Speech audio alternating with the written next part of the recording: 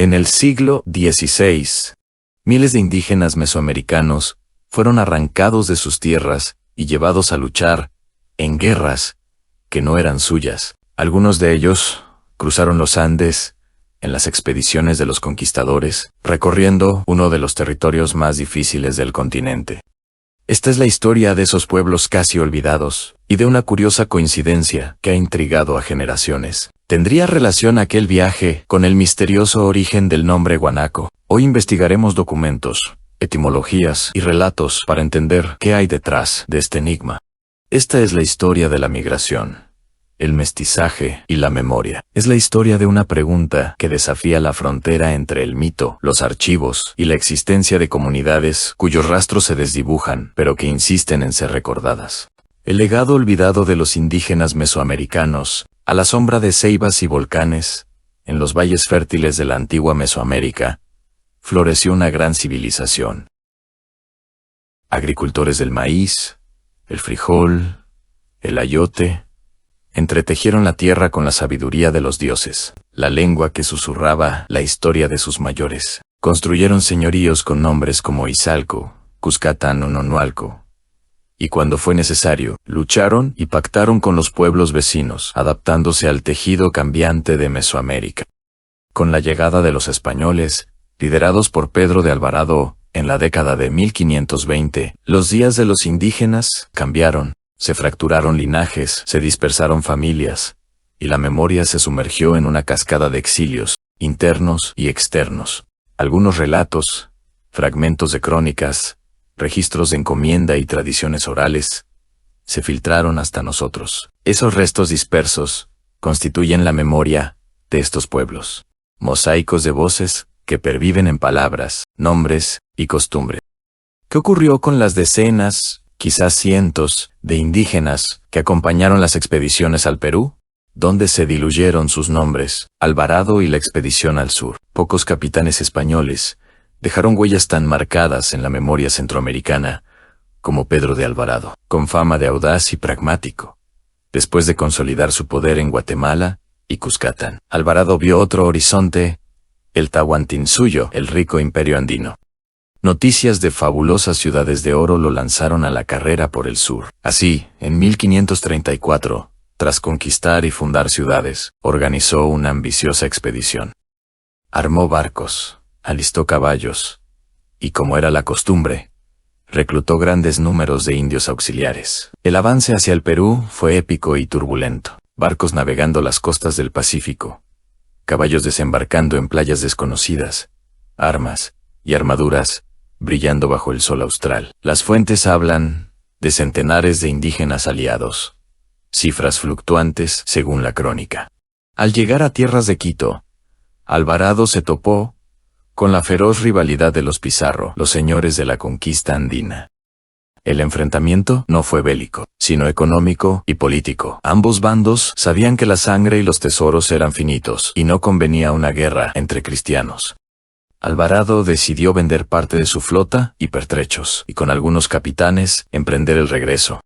Hecho documentado, Alvarado viajó al Perú y usó indios auxiliares. En los libros y archivos, la presencia de indios auxiliares es recurrente. Los conquistadores dependían de aliados nativos, reclutados por promesa o coerción, y los desplazaban por rutas interminables, a menudo sin retorno asegurado. Pero, ¿quiénes eran exactamente esos indios del norte que marcharon hacia el sur? Los documentos, más preocupados por listar armas y cabezas españolas, rara vez detallan la identidad étnica de los auxiliares. Los nombres de los indígenas se pierden bajo términos genéricos. Las crónicas de la vasta conquista describen un escenario de transferencias indios auxiliares, que pasaban de mano en mano entre capitanes, se asentaban en nuevas poblaciones o simplemente se dispersaban en la confusión de campañas, enfermedades y traslados forzados. Registros de libros de encomienda y padrones parroquiales, consultados en archivos de Perú y Centroamérica, mencionan en ocasiones familias originarias asociadas a campañas y fundaciones fuera de sus tierras. Las fuentes académicas regionales o la memoria familiar en comunidades del Oriente, hablan de antepasados perdidos, en la Sierra Grande, o de los que nunca regresaron. Evidencia. Indios auxiliares han sido identificados. Queda, pues, un terreno de penumbra en la presencia de auxiliares está documentada. La plausibilidad de su dispersión es alta, pero la identificación étnica precisa aún se le escapa al archivo. Huánuco como refugio plausible. Avancemos en el mapa, siguiendo la sombra de los Andares. Huánuco, territorio de quebradas, ríos y contravalles, es un nodo crucial. Su nombre quechua, Huánuco, ha sido interpretado como lugar de descanso, un refugio entre caminos y reinos. Fundada 2 veces en los albores coloniales, Huánuco atrajo por igual a soldados, indios amigos y refugiados. En los archivos peruanos y españoles se rastrean los nombres de algunos Alvarado, parentela del famoso capitán, involucrados en campañas y gestiones locales. La geografía jugó un papel. Huánuco, menos vigilado que Cusco o Lima, con valles menos inhóspitos que la Puna, era un plausible escondite para quienes escapaban del rigor de la guerra y la encomienda. La hipótesis cobra fuerza.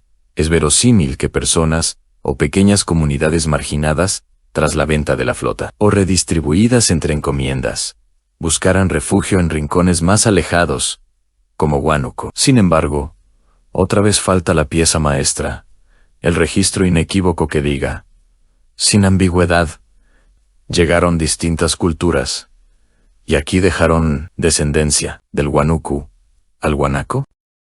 Y aquí el relato da un salto misterioso, de la tierra al lenguaje. Huánuco, Huánuco, en quechua, fonéticamente, cercano a Guanaco. Hoy, este último, es el nombre de un camélido andino, pero en El Salvador, la palabra vuela como apodo, signo de identidad, broma y afecto nacional. La hipótesis ha seducido a generaciones. ¿Podría Guanaco derivar de Huánuco por una deformación fonética, un juego de la memoria? ¿Pudo un grupo de pipiles, o el recuerdo de su paso y dispersión en la región de Huánuco, haberse convertido en leyenda, en gentilicio espontáneo, transmitido de boca en boca, de abuela a nieto? Los estudios filológicos, por ahora, son cautos. El término Guanaco tiene varias rutas etimológicas posibles, y no existe unanimidad académica sobre su origen.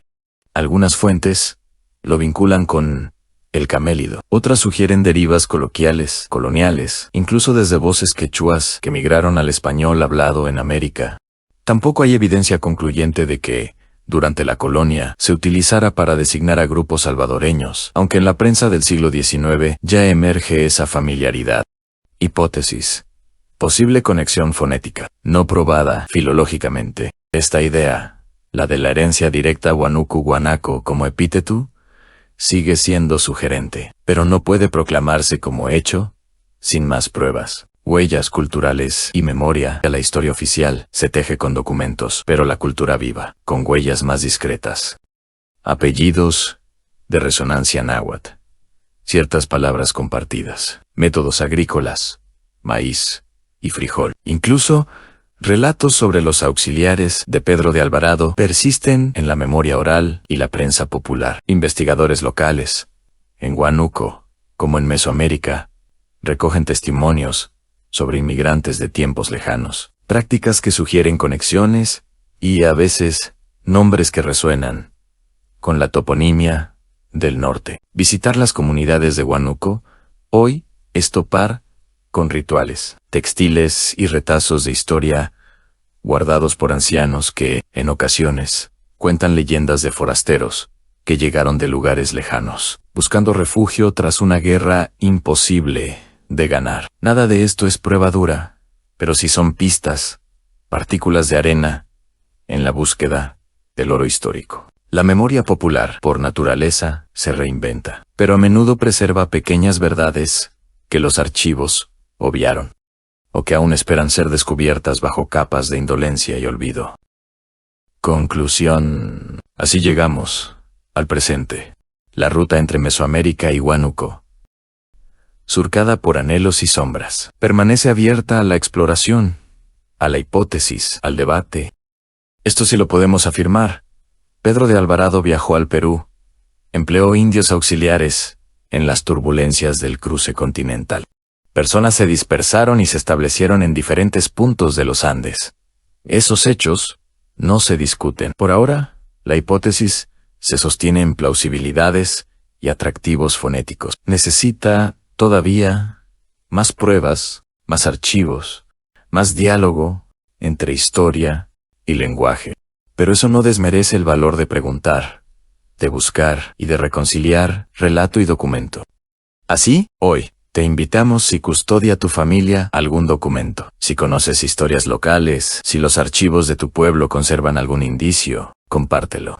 Ayuda a reunir las palabras dispersas del pasado. Suscríbete a Reescribamos Nuestra Historia para descubrir más verdades ocultas. Dale un me gusta. Toca la campana. Comparte este documental con quien valore la memoria viva de nuestra tierra.